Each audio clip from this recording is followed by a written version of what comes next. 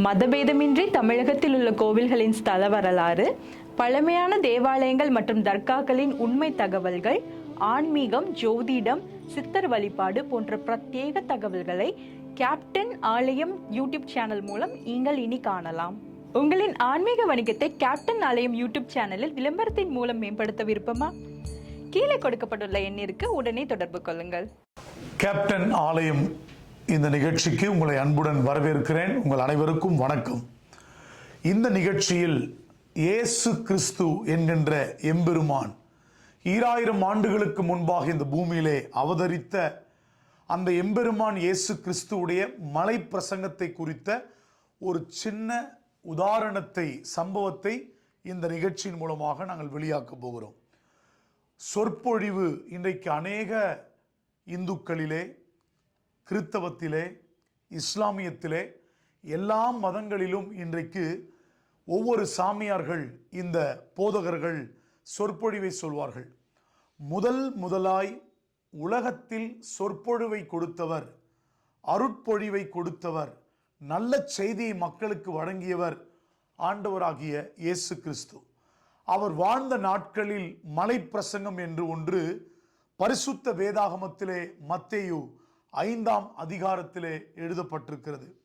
இயேசு அவருடைய சீஷர்களையும் ஜனங்களையும் கூட்டி ஓரிடத்தில் மலையின் அருகே அமர வைத்து அவர்களுக்கு ஒரு சொற்பொழிவை ஆற்றினார். அதிலே அனைத்து நல்ல சம்பவங்கள், அதிலே ஆவியில் எளிமை உள்ளவர்கள் பாக்கியவான்கள், பரலோக ராஜ்யம் அவர்களுடையது. அப்ப என்ன அர்த்தம்? ஆவியில் எளிமை உள்ளவர்கள். இந்த ஒரு சம்பவத்தை மட்டும் சொல்லி இன்னொரு சம்பவத்தை சொல்லி நான் முடிக்கிறேன். ஆவியில் எளிமை உள்ளவர்கள், பெருமை, பெரிய ஆணவம், அகங்காரம் இல்லாமல் ஆவியில், வாழ்க்கையில் வெளிப்படையாக, உள்படையாக, எளிமையாக இருக்கிற ஒரு மனுஷனை குறித்து தான் தெளிவாக சொன்னார். இன்னைக்கு எல்லாரும் நம்ம சொர்க்கம்னு சொல்லுவாங்க. கிறிஸ்தவர்கள் எல்லாம் பார்த்தீர்கள் என்றால் பரலோக ராஜ்யம் என்று சொல்வார்கள். பரலோக ராஜ்யத்தில் இடம் கிடைக்கும், பாவம் செய்யக்கூடாதுன்னு சொல்லுவாங்க. அந்த பரலோக ராஜ்யத்தில் இடம் கிடைக்க வேண்டும் என்றால், பலருக்கு புரியும் விதமாக சொல்கிறேன், சொர்க்கத்தில் இடம் கிடைக்க வேண்டும் என்றால் ஆவியில் எளிமையாக, பெரிய சில பேர் பார்த்தீங்கன்னா பெருமையாக, ஏழை எளிய மக்களை அனுசரிக்காமல் அவர்களிடத்தில் பெருமையாக நடந்து கொள்வார்கள், ஆணவம் படைத்தவர்களாக நடந்து கொள்வார்கள். இப்படிப்பட்ட பெருமை பிடித்தவர்கள், ஆணவம் உள்ளவர்கள், அகங்காரம் நிறைந்தவர்கள், அப்படிப்பட்ட மனிதர்கள் பரலோக ராஜ்யத்திலே போக முடியாது. அதைத்தான் இயேசு கிறிஸ்து எளிமையாக சொன்னார்.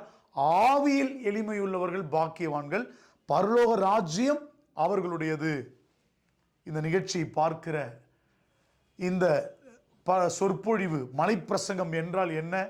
இயேசு கிறிஸ்து நல்ல காரியத்தை மக்களுக்கு போதனை செய்தார். நிறைய துயரப்படுகிறவர்கள் பாக்கியவான்கள், ஆறுதல் அடைவார்கள். சாந்த குணமுள்ளவர்கள் பாக்கியவான்கள், பூமியை சுதந்திரித்துக் கொள்வார்கள். இது ரொம்ப முக்கியமான பாயிண்ட். நமக்கு சாந்த குணம் இருந்தால் தான் முழு பூமியை சுதந்திரிக்க முடியும்.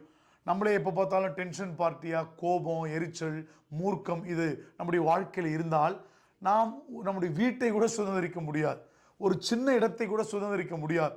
இந்த பூமியே சுதந்திரித்து கொள்ள வேண்டும் என்றால் இயேசு கிறிஸ்து மலை பிரசங்கத்தில் கற்றுக் கொடுத்த சொற்பொழிவு நமக்கு சாந்த குணம், பொறுமை இருக்க வேண்டும் என்று சொன்னார். இதைத்தான் 1947ஆம் ஆண்டு இந்தியா சுதந்திரம் அடைந்தது. இந்த சுதந்திரத்திற்காக மிக அதிகமாய் போராடிய நம்முடைய தேச தந்தை மகாத்மா காந்தியடிகள் அவர்கள் இந்த 5வது அதிகாரத்தை நான் படிப்பேன் வேதாகமத்திலே, இதன்படி நடப்பேன் என்று அகிம்சா வழியாக பல போராட்டங்களை நிகழ்த்தி காட்டினார், ஜெயம் பெற்றார். இயேசு கிறிஸ்து அவர் அடிக்க சொல்வார், எனக்கு கிறிஸ்தவர்களை பிடிக்காது, ஆனால் கிறிஸ்துவை பிடிக்கும் என்று. ஏனென்றால் இந்த சொற்பொழிவை கொடுத்த இயேசு கிறிஸ்து வாழ்க்கைக்கு ஏற்றவாறு வாழ்ந்தார், நடந்தார், ஜெயித்தார். அதைத்தான் மகாத்மா காந்தியடிகள் பின்பற்றி இந்த மலை பிரசங்கத்தை நான் அதிகமாக கடைபிடிப்பேன், ஃபாலோ பண்ணுவேன் என்று அவருடைய பயோகிராஃபியில் நம்ம படிக்க முடியும்.